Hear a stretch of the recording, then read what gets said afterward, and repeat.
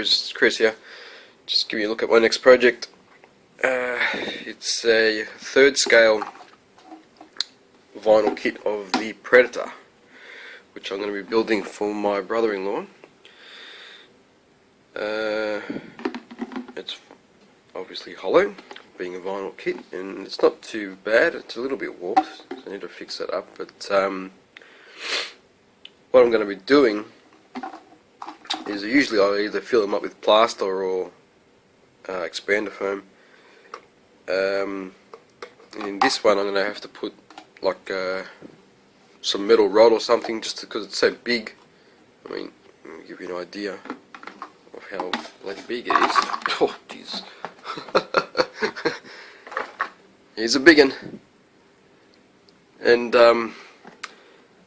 yeah, I mean, just the weight of it, you know, it's gonna, that joint is, this joint here is just gonna, if it gets knocked or something, it's gonna break, I reckon. So I'm gonna run tubes, steel or metal rod, something like that, inside, and I'll plaster the bottom half of it to give it some stability, and I'll probably plaster in this as well, and have the rod running through here, all the way up, all the way down into the foot, into the base. That should give it enough support. And then yeah, once it's sort of plastered to here, I'll glue this on, fill up the seam and everything, and then probably add some more plaster, maybe up to here, just to make it a bit more solid. And then the middle section I'll probably just use expanding foam, and with the arms, again, just expanded foam. There's no need for those to be heavy. Probably better if they're not heavy, in fact. And the socket with the armies, I'm going to run metal through that as well, metal tube, so that the arms can have something to key into.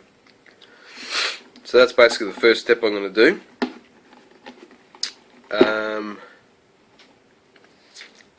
And then there's not going to be any lighting on this one, so I don't have to worry about it. But once that's sort of done, then I can prime it up and work out where all the problems are. But looking at it, it looks fine. There's not many problems at all.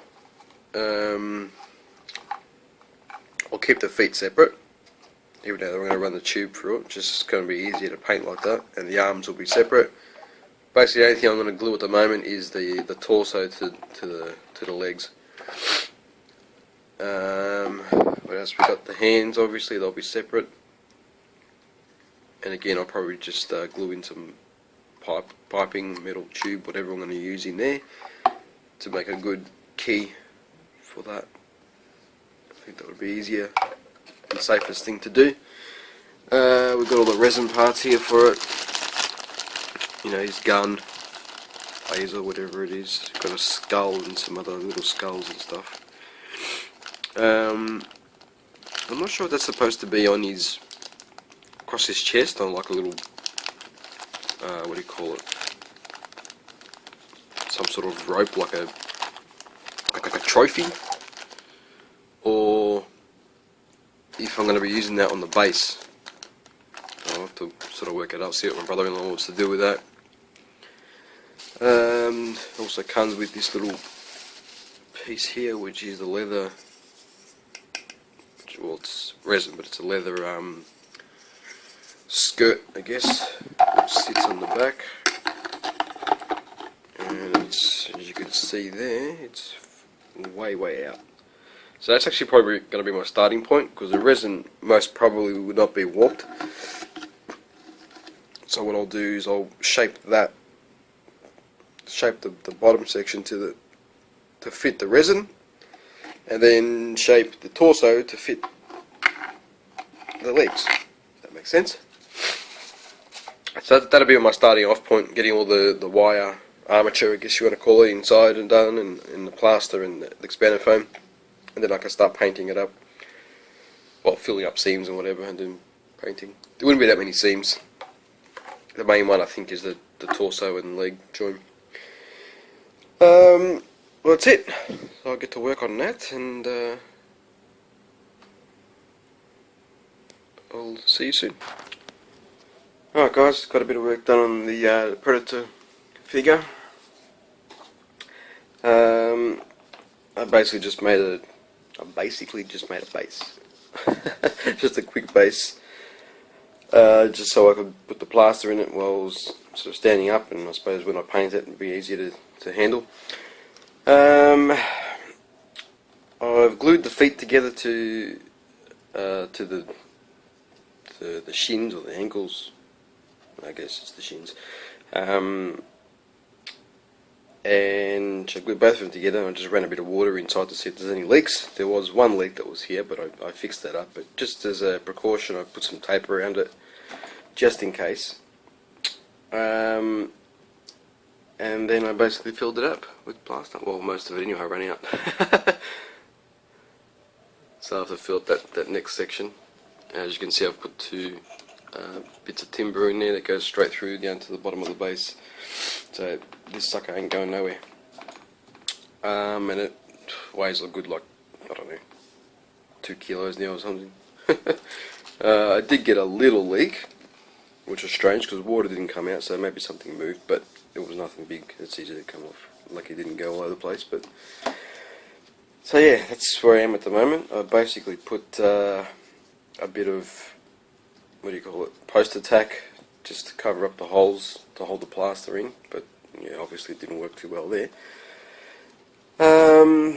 Next thing that I'm working on is his fangs, I guess you would call them. They come separately as resin pieces, which we have here. So I've pinned those, and I've drilled out the holes in there for them to sit into. Yeah, and then we've got these pieces, I'm not sure what that's for, but we've got these pieces here, which look like they would go on like some sort of, well, around his chest on some sort of string or something as trophies.